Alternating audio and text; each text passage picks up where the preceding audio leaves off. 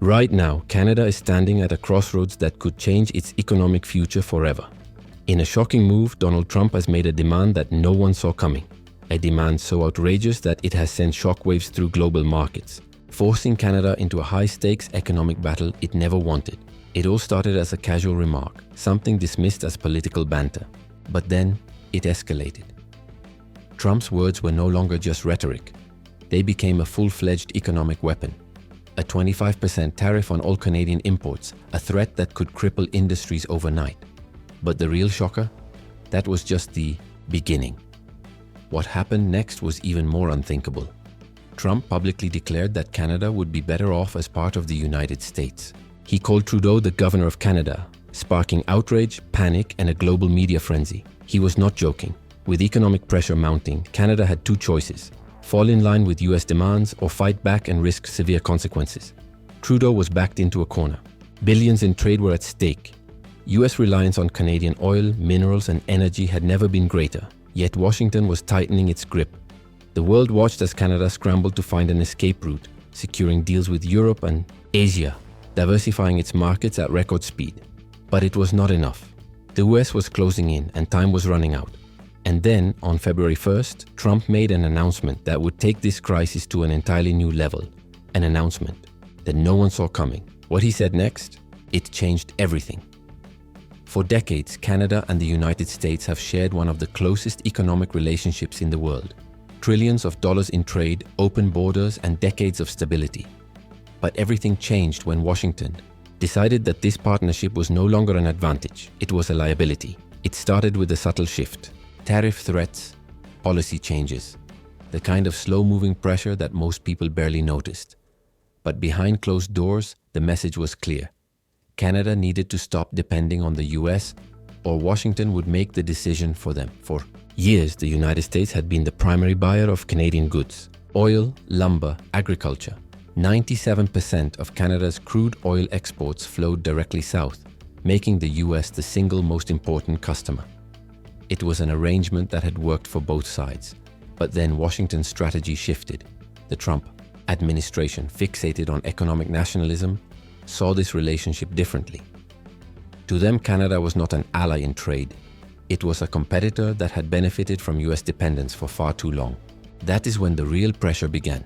It started with steel and aluminum tariffs, a move that sent shockwaves through Canadian industries. For the first time, businesses that had always relied on American partnerships found themselves scrambling to adapt. The energy sector, the manufacturing industry, even agriculture, all of them were suddenly vulnerable to policies that could change overnight. Trudeau saw the warning signs.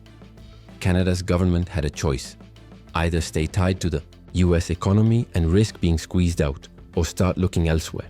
That is when the search for new trade partners became a top priority. In a rush to diversify, Canada turned to Europe, finalizing agreements that would open up markets across the Atlantic.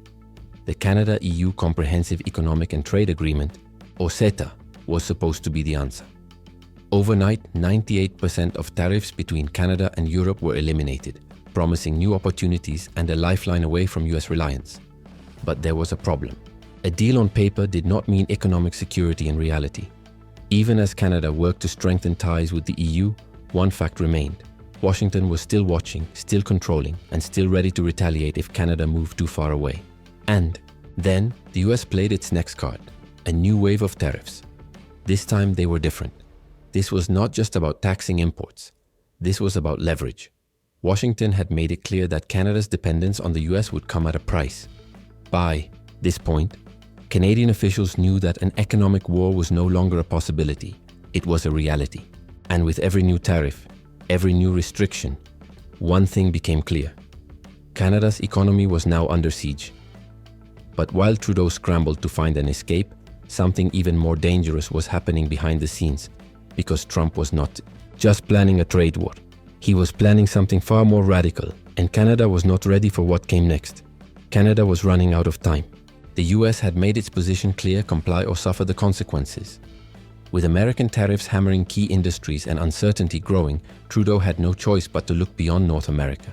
For decades, Canada's economy had been designed around one simple truth: the United States was its most valuable trade partner. That had been the reality for generations. But now that same reliance had turned into a threat. The question was no longer about growth. It was about survival. Washington had already imposed tariffs on steel, aluminum, and energy exports. More were expected.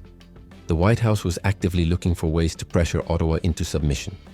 But Trudeau was not willing to let Canada become an economic hostage. If the United States wanted to play hardball, Canada would need a way out. That is when the pivot began. The first major step came in Europe.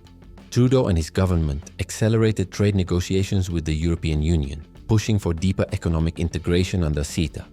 In theory, this agreement would eliminate 98% of tariffs and give Canadian businesses access to a consumer market of over 500 million people. It was supposed to be a game changer. And at first it worked. Trade between Canada and the EU surged. Canadian exports to Europe increased by 46%, with businesses scrambling to adapt to the new landscape. But there was a catch. Even with CETA in place, Canada still relied on the US for over 70% of its trade. The shift was happening, but it was not happening fast enough, and the White House knew it. Trump watched as Canada strengthened ties with Europe. He was aware that Trudeau was building new economic alliances. But to Washington, this was not a solution. It was a provocation. The more Canada pulled away, the more the US tightened its grip. That is when Canada made its next move. If North America was becoming unstable, the answer lay in Asia. Trudeau and his team began negotiating aggressive trade deals with Japan, South Korea, and the broader Indo-Pacific region. The Comprehensive and Progressive Agreement for Trans-Pacific Partnership, or CPTPP, became Canada's gateway into high-growth Asian markets. For the first time in modern history, Canada was actively trying to detach itself from the United States, and the numbers were promising. Energy exports to Japan skyrocketed. Tech and natural resource agreements with South Korea expanded. Talks with Indonesia, India, and Vietnam accelerated. It was a desperate attempt to rebalance an economy that had been tied to the US for far too long. But Washington was not going to let it happen. Trump had already warned Canada about the dangers of breaking away. He had made it clear that any attempt to leave the US economic sphere would come at a price. And then, just as Trudeau's government was beginning to find momentum, Trump delivered his next shockwave. He did not just impose new tariffs, he made it personal. He declared that Canada was not just a trade partner, it was a part of the United States. And if Trudeau thought diversifying Canada's economy would be enough to escape US pressure, he was about to face a reality he never saw coming.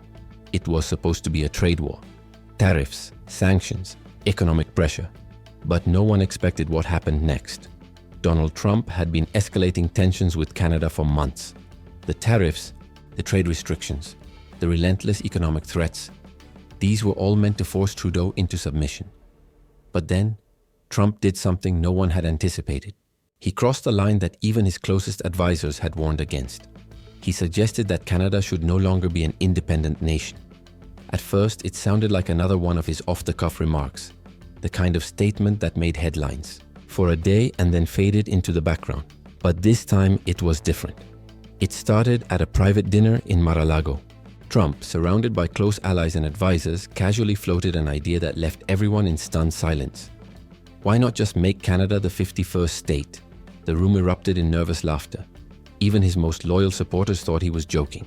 But Trump was not laughing. The next morning, he doubled down on the idea, posting a cryptic message on Truth Social. Governor Justin Trudeau of the great state of Canada. Welcome to the USA. At first, no one took it seriously. Canadian officials dismissed it as political theater. Trudeau himself laughed off the comment, calling it another one of Trump's fantasies. But then, Trump escalated. Days later, he went on national television and made an announcement that sent shockwaves through global markets. The fact is, Canada has been part of the United States in everything but name. Our economies are completely intertwined. Our energy, our trade, our security, we do it all for them. And what do we get in return? Terrible deals, unfair trade. It's time for a change. He was no longer suggesting annexation as a joke. He was making the case for it as a real possibility. Then came the threats. He announced a 25% tariff on all Canadian imports, effective immediately. Oil, lumber, automobiles, agriculture. No industry was spared. The goal was clear: cripple Canada's economy. It worked. The Canadian dollar plummeted. Businesses that had relied on US trade for decades were suddenly facing collapse. Supply chains were disrupted overnight. Panic spread across financial markets. Trudeau was cornered. His government scrambled to respond, but there was no easy way out. Retaliation risked full-scale economic war. Compliance meant surrendering to U.S. demands. And then Trump delivered the final blow. He went back on Truth Social and posted an image that left the world in disbelief. A U.S. flag superimposed over the Canadian map. The caption, "Time to make history. Welcome home, Canada." That was the moment everything changed. Canadians, furious at the suggestion of losing their sovereignty, took to the streets in protest. Parliament went into emergency meetings. Trudeau was forced to make a statement. His response was defiant. There isn't a snowball's chance in hell that Canada would become part of the United States. But Trump was not done. During a press conference, he made it clear that annexation was not just an idea. It was a serious option. Look, we're spending hundreds of billions protecting Canada. We're subsidizing their economy. If they want to keep getting the benefits, why not just join us? Otherwise, we're cutting them off. It was a moment unlike anything in modern history. A sitting US president openly suggesting the annexation of a G7 country. And just when it seemed like tensions could not get any worse, Trump made his next move. A move that would push Canada to its breaking point. The moment Trump imposed the 25% tariff, Canada was left with no choice. The country was under attack, not by bombs, not by soldiers, but by something far more devastating, an economic war. Trudeau knew that if Canada did not retaliate, the US would keep pushing. Giving in would mean surrendering sovereignty, bowing to Washington's demands, and accepting that the US could dictate Canada's future. That was not an option. The response had to be swift. Within hours, Canada struck back. A retaliatory tariff of 25% on $155 billion worth of US goods was announced, targeting key American industries, automobiles, agriculture, and energy. Everything the US relied on from Canada was now part of the fight. Markets reacted instantly. The US stock market dipped as investors panicked over a potential full-scale trade war. American farmers, already struggling from previous tariffs, were hit again. Major auto manufacturers who depended on Canadian steel warned of massive price hikes, but Trudeau's government did not stop there. Behind closed doors, Canada accelerated deals with Europe and Asia, finalizing emergency agreements that would lessen its reliance on the US for exports. New trade routes were secured, bypassing American ports. European nations, wary of Washington's economic bullying, threw their support behind Canada. For the first time in modern history, Canada was actively working to separate itself from the US economy, and Washington felt it. Behind the scenes, American corporations were pressuring the White House to back off. Auto executives warned of plant closures. Energy companies saw oil prices fluctuate. Grocery chains feared shortages as Canadian agricultural exports slowed to a trickle. Trump had expected Canada to fold. Instead, Trudeau was leading an economic rebellion. Then came the protests. Across Canada, thousands took to the streets. But something unexpected was happening in the United States as well. Americans were protesting too. US farmers, facing devastating losses, flooded Washington with calls demanding an end to the tariffs. Auto workers fearing layoffs rallied outside the White House. Economists warned that escalating the trade war could trigger a full-blown recession. The pressure was mounting. The question was no longer whether Canada could survive without the US. The question was whether the US could survive without Canada. That is when Trump did something no one expected. After weeks of escalating tension, he made a sudden offer, a 30-day pause on all tariffs, no new restrictions, no further economic attacks, a chance to negotiate. It was a stunning reversal, a sign that Trump's economic war might not have gone as planned. But Trudeau was no fool. He knew that this was not over, because while the world focused on tariffs and trade, something far more dangerous was brewing beneath the surface. Trump's fixation on Canada was not just about economics anymore. He was about to make a move that would take this crisis to an entirely new level. The 30-day truce had stopped the bleeding. But everyone knew it was just a bandage over a wound too deep to ignore. Canada had fought back harder than anyone expected. The economy had not collapsed. The country had not bowed to Washington's demands. And most importantly, the world had been watching. This was no longer just a U.S.-Canada dispute. It was something much bigger. Trump's aggressive trade war had sent a clear message. No country was safe from American economic pressure. Not Canada, not Europe, not Asia. And global leaders took notice. In Brussels, EU officials accelerated new trade agreements with Canada, Japan, and South Korea, a direct challenge to US dominance. In Beijing, Chinese policymakers expanded economic ties with Canada, positioning themselves as an alternative partner. Even Japan and South Korea, longtime US allies, started seeking new trade routes that bypassed American influence. What had started as a battle between two countries was now reshaping the global economy. For the first time in decades, US allies were actively reducing their reliance on Washington. The results were immediate. Canadian exports to Europe skyrocketed, filling the gaps left by American restrictions.